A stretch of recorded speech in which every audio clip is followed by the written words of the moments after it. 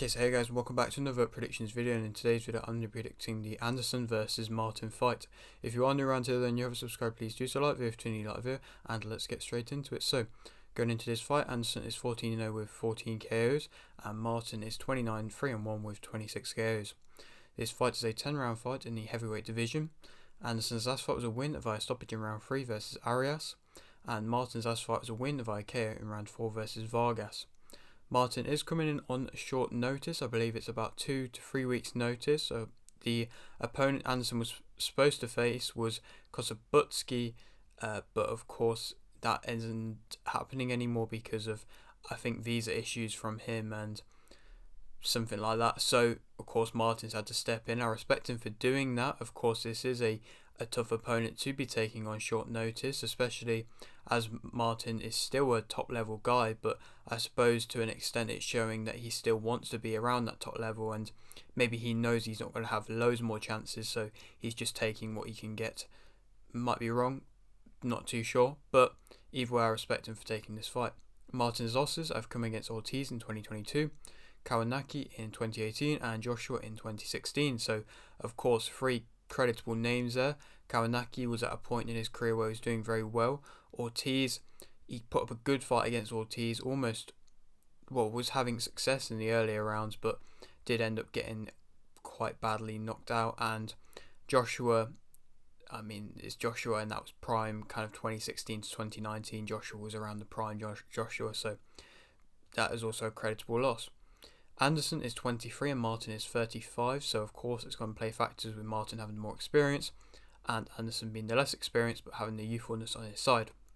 Also on this card is Makhmudov versus Akberjouri, in which I think Makhmudov will win via KO in round 3.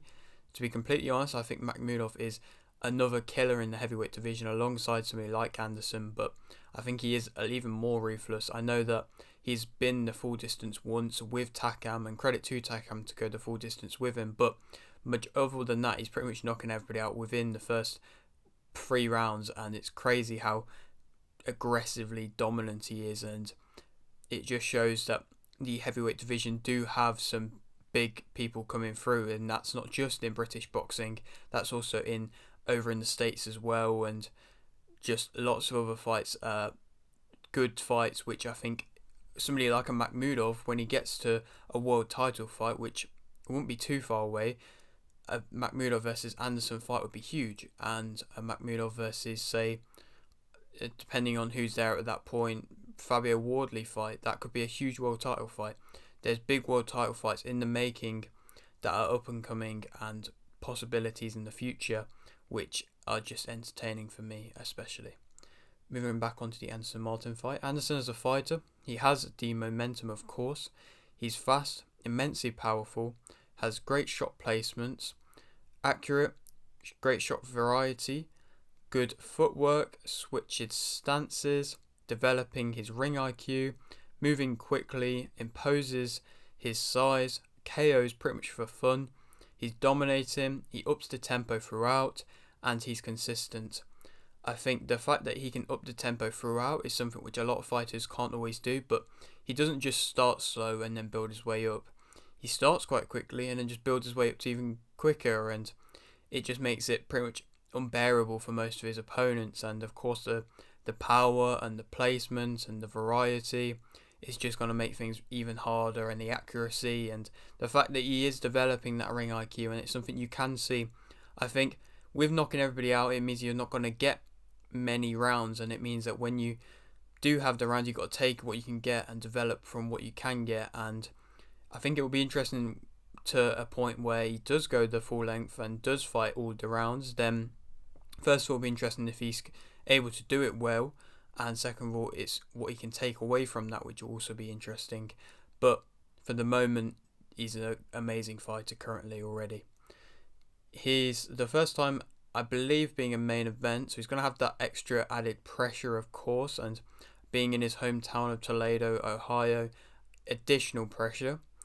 Not got as much experience of course, lack of love for the sport, that's been talked about a bit, that the fact that he's not genuinely got that love that a lot of fighters have for the sport, and how that might play a factor in having that kind of inner drive when things get tough to keep going. But I mean, he's got him this far already, so you can't really see anything wrong with that.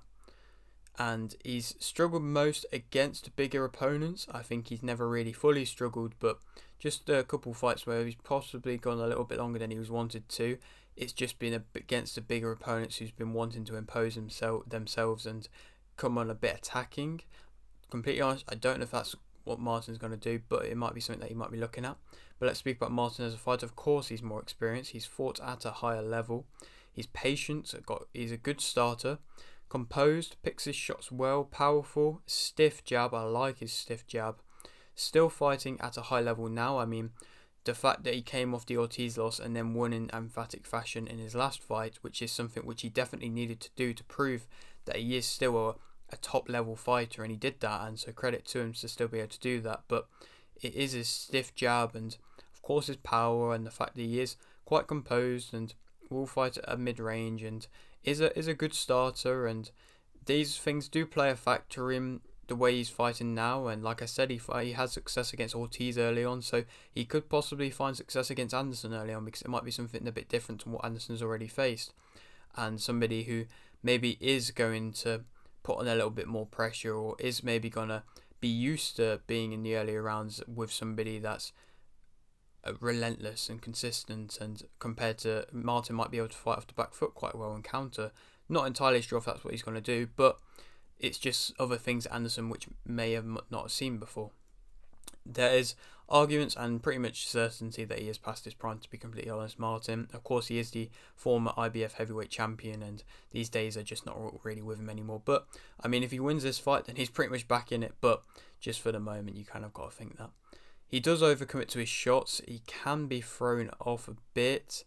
He's not as quick of a mover as what he probably used to be, and his chin has been affected, and that is shown. And he's taken a few big blows and suffered a couple knockouts that have been big, and so I think that is something which is definitely going to play a factor. And I don't think that age is anything that's going to help him with that. But the fact that he's also does overcommit and does leave himself there to take shots and can be thrown off a little bit and isn't that quick a mover, it means that he is going to be a more easier target for Anderson to hit. And of course he's coming in on that short notice. He might be training already, but either way it's still short notice for somebody it's as good as Anderson, and of course that makes Anderson the favourite for this fight. And I think that Anderson will win via TKO in round 5.